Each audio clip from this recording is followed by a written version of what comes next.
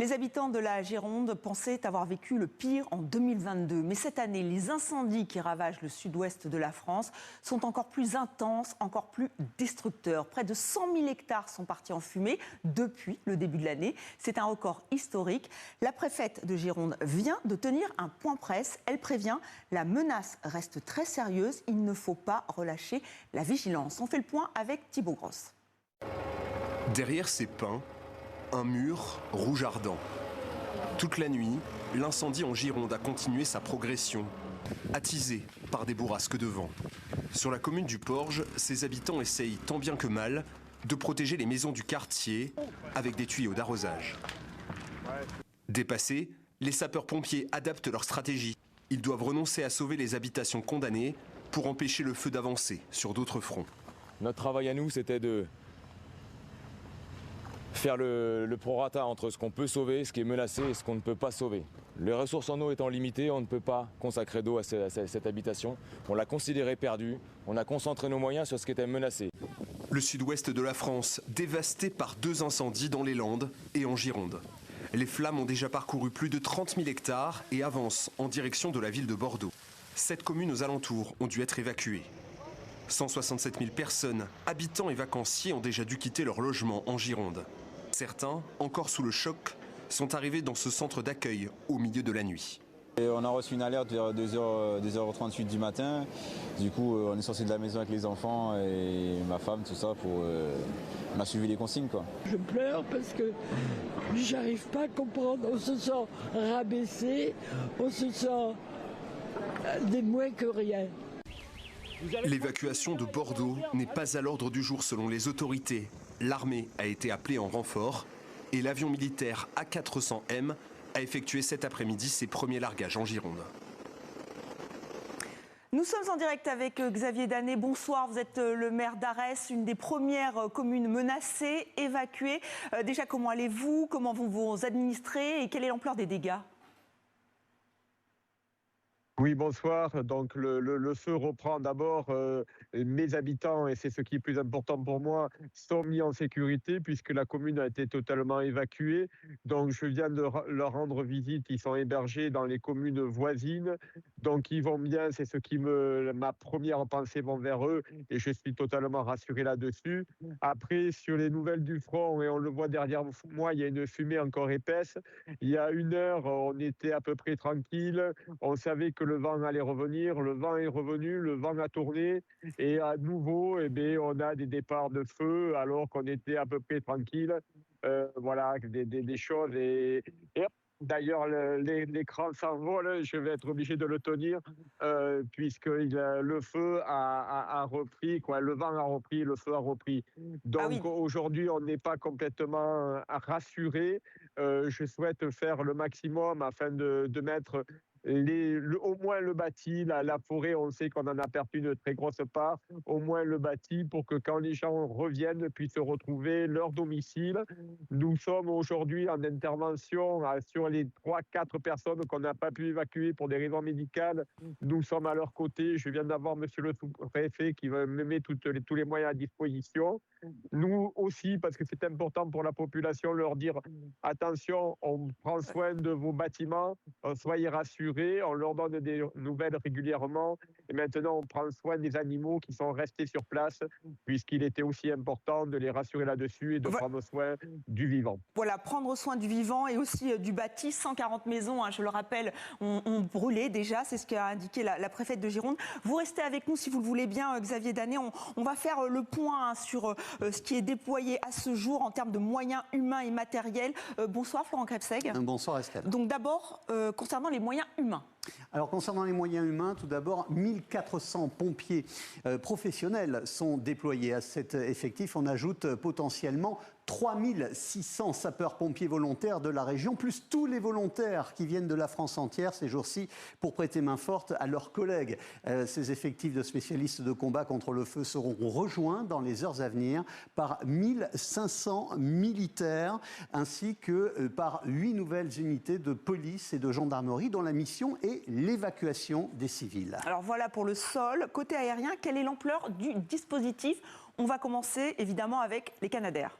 Les Canadair, c'est effectivement l'avion indispensable pour lutter contre les grands incendies. Le nom de ce bombardier d'eau provient de l'entreprise canadienne qui l'a conçu et fabriqué. La France possède, Estelle, 12 Canadair. Et ce qui est étonnant, c'est que sur ces 12 appareils, seuls 5 sont en état de voler. Les autres sont en attente de réparation et de pièces détachées.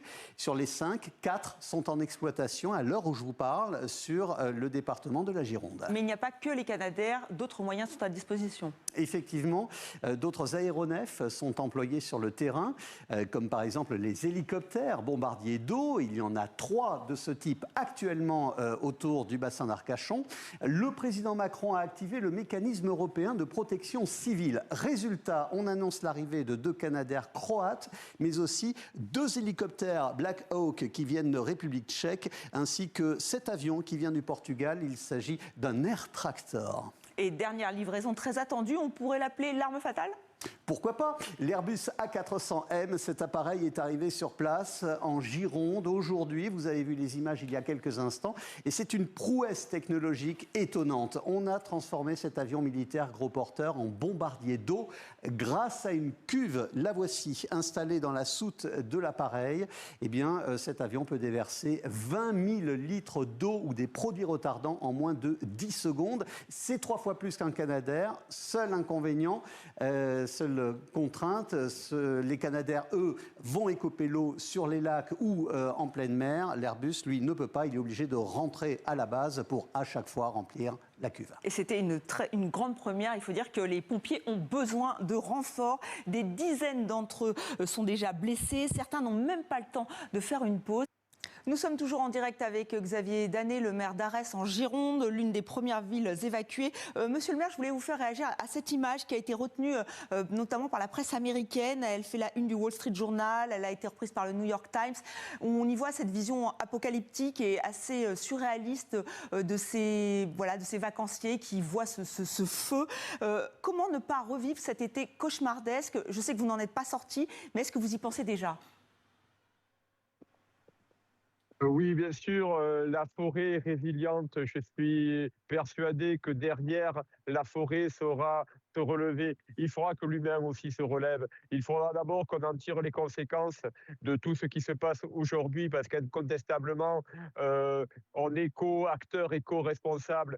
Et donc, oui, on pense à demain, on pense d'abord notre territoire, avant de penser aux touristes. Excusez-moi de penser à ça, de penser d'abord à ma population. Donc, on les aidera effectivement à reprendre possession de leurs biens. Et après, oui, bien sûr, on est des territoires touristiques. On pensera effectivement à savoir accueillir dignement pour les années qui viennent nos touristes. Mais par contre, il faudra aussi, bien évidemment, qu'on prenne conscience du pourquoi aujourd'hui on en est là. Justement, Xavier Danet, est-ce que vous pensez que vous êtes suffisamment armé pour lutter? On voit que là, ces feux sont extrêmement impressionnants. On est dans une année record. Est-ce que vous êtes suffisamment armé?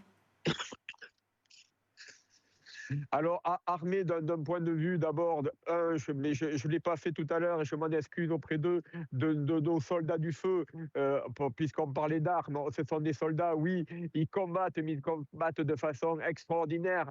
Mais au-delà de la lutte première contre le feu, qui nous ont protégés, qui protègent et qui continuent à nous protéger, aujourd'hui, on n'a pas de perte humaine sur ce feu. On en a eu malheureusement il y a quelques semaines. Là, on n'en a pas. Et donc, je pense d'abord à eux, permettez-moi d'abord de penser à eux. Et en armes, en moyens humains, oui, on en a beaucoup. En moyens matériels, on peut toujours, et il faudra que l'on fasse mieux, bien évidemment. On ne peut pas dire notre forêt est fragile, prenez toutes les précautions, mais derrière, on ne met pas les moyens. Mais ça, c'est une autre question. Il est hors de question actuellement de soulever ce type de sujet. Moi, je ne peux que remercier tous les services qui luttent. Et après, ensuite, bien évidemment, on se posera. Cette catastrophe, parce qu'on peut appeler ça une catastrophe, nous servira forcément de leçon pour voir d'abord comment on ne peut pas reproduire ce type de catastrophe et après quels moyens mettre pour que si malheureusement ça arrive, comment on peut aller plus vite, plus fort. Merci Xavier Danet d'avoir été en direct dans 64 minutes et courage pour la suite. Même scénario dramatique en Espagne, les pompiers tentent de reprendre le contrôle de feux de forêts gigantesques dans l'ouest de Madrid. Mais 45 000 hectares sont déjà partis en fumée, près de 90 000 personnes ont été évacuées ou confinées. Le Premier ministre espagnol s'est voulu rassurant. Je souhaite assurer les habitants des zones touchées que notre priorité, notre préoccupation et nos objectifs portent sur leur vie, sur la protection de leur vie, sur la défense des communautés. Nous retrouvons en direct donc notre correspondant en Espagne, Henri de la Guérie. Vous êtes à Navalcarnero, c'est le centre de coordination des incendies. Vous aussi, vous avez été évacué, vous étiez dans une zone trop dangereuse. Oui, effectivement. Alors, la journée avait plutôt bien commencé puisque les températures avaient baissé cette nuit, le vent était retombé et cette nuit et ce matin, les pompiers ont pu travailler efficacement. Mais en milieu de journée, à Cenicientos, c'est là où il y avait le centre de contrôle des incendies. Eh bien, on a eu une épaisse fumée qui est venue sur nous, puis une espèce de pluie de cendres. Et à ce moment-là, les autorités nous ont demandé de partir, d'évacuer. On a reçu d'ailleurs une alerte sur notre téléphone portable. Et donc, comme tout le monde, on est monté dans les voitures et il y a eu ces très longues files d'attente et ces routes encombrées pour quitter ce territoire. Mais ces évacuations, comme toutes les évacuations depuis mercredi, elles se déroulent bien, voire même très bien. Les alertes sont envoyées à temps et une fois n'est pas coutume, les administrations, les différentes administrations espagnoles se travaillent bien, elles travaillent main dans la main. Le résultat, eh bien, c'est que pour le moment, malgré la gravité de ces incendies, il n'y a eu aucune victime, aucun blessé à déplorer. Ni à Madrid, ni dans la province voisine d'Ávila. Mais en tout cas, ce soir, évidemment, ces incendies sont loin d'être maîtrisés. Il y a encore énormément de travail et tout dépendra du vent et de l'orientation des vents. C'est ça qui déterminera si on peut arriver à bout de ces incendies. Merci Henri de la Guérie, mais on vient d'apprendre qu'un mort, donc il y a eu un mort dans l'incendie en cours dans l'est de l'Espagne. On vient tout juste d'avoir cette information. Les panaches de fumée provoqués par les incendies de Madrid se sont connectés à ceux de la région française de Bordeaux. Regardez ces images satellitaires publiées par l'Agence d'État de météorologie espagnole. Des fumées dangereuses pour la santé, comme le rappelle Léa Martin pour C-Carré, c'est notre média réseaux sociaux pour les 15-18 ans.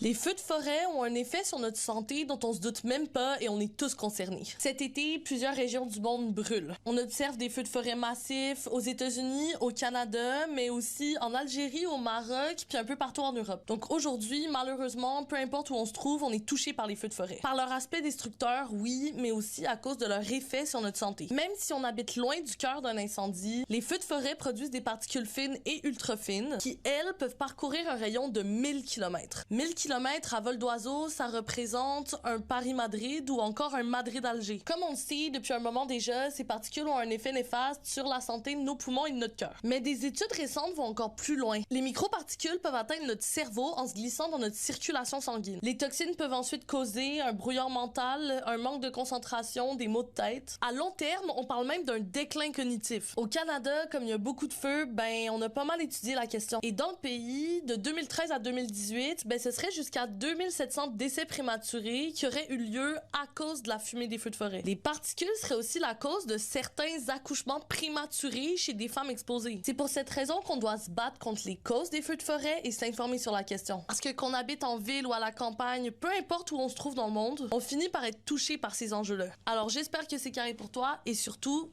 abonne-toi! Voilà ce que l'on pouvait dire à cette heure sur ces incendies ravageurs en France et en Espagne.